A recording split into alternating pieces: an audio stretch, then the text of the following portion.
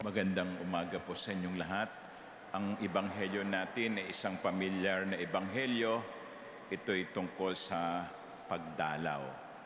Ang anghel na si Gabriel ay dumalaw kay Maria, taglay ang mabuting balita. Ang balita na siya ay pinili na maging ina ng kaisa-isang anak ng Diyos. Sa umagang ito, kami din po dito sa Manila Cathedral ay mapalad sapagkat inyo kaming dinalaw. Alam kong dala ninyo ang mabuting balita, kaya sa ngalan po ng Manila Cathedral Community ay buong init ko kayong tinatanggap dito sa Manila Cathedral sa pangunguna ng inyong mga pari, Father Kirby at Father Ber.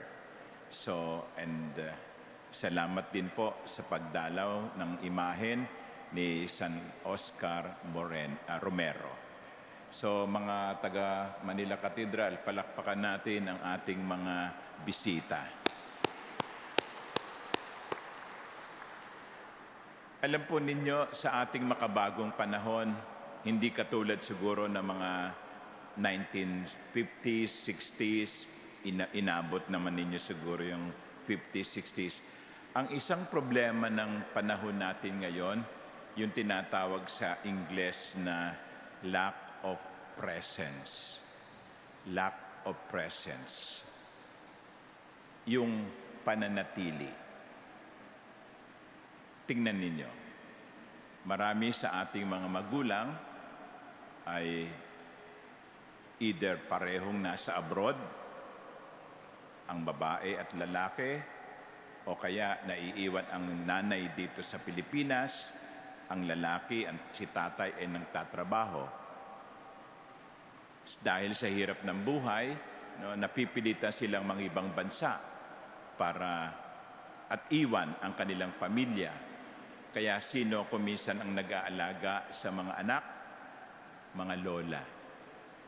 Iniiwan sa mga lola.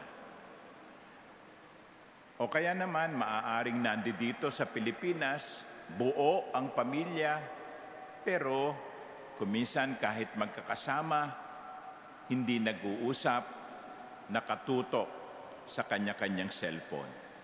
Di ba? Nakakalungkot. Kaya tuloy, kuminsan, yung pakiramdam ng mga bata, parang wala ang kanilang magulang. Parang wala silang magulang. Yun namang magulang, dahil nagigilty, dahil hindi nakikitang mga anak, wala sa mga milestone ng kanilang buhay, hindi naka-attend ng graduation, dahil hindi nakauwi, anong ginagawa? They compensate their lack of presence with their presence. Regalo, presence. Kaya sasabihin ng nanay o tatay o anak, ano ang gusto mong ibigay ko sa iyo? Kasi nga, hindi nila maibigay yung panahon. Hindi nila maibigay yung oras. Hindi dahil sa gusto nila, kundi wala silang choice dahil nagtatrabaho sa abroad. So anong gagawin? O papalitan ko na lang yung absence ko ng presence. O yan, anong gusto mong cellphone? Bibili kita ng cellphone. Pero alam nyo, kuminsan, yung mga ganong regalo, hindi mapapalitan ang presensya. Well, sana dumating na yung panahon na ang isang Pilipino ay hindi na mag-a-abroad at iiwan ang kanyang pamilya para lang sa kanilang ikabubuhay. Kaya pumili kayo ng mga tamang pinuno ng pamahalaan, ha? Nang sa ganon, maging maunlad ang Pilipinas at hindi na kinakailangang umalis ang kahit sino nang napipilitan kundi by choice para maghanap buhay. Now, kaya ko po naikwento ang lahat ng ito kasi ang unang pagbasa natin mula sa aklat ni Propeta Ezekiel ay tungkol sa presence. Now, sa katapusan ng unang pagbasa, narinig natin doon, sabi, "The voice said to me, Son of man, this is where my throne shall be. This is where I will set the soles of my feet. Here I will dwell among the children of Israel forever. Alam nyo kasi may background tong pagbasang to. Si Propeta Ezekiel ay naging saksi 20 years ago nung ang templo ay masira at ang mga Israelita, ang bayan ng Israel ay dinala bilang bihag sa ibang lugar.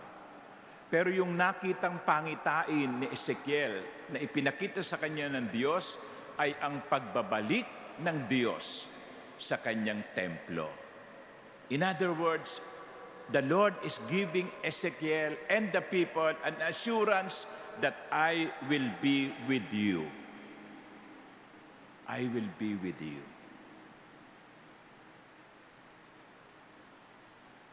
Namnamin natin yun. Isipin natin yun. Yung sabihan ka ng Diyos, huwag kang mag-alala. Kasama mo ako. Kasama mo ako hanggang sa wakas.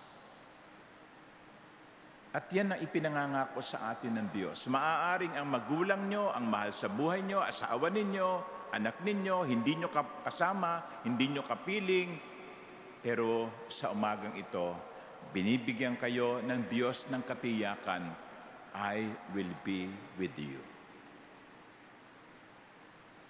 That we are never alone.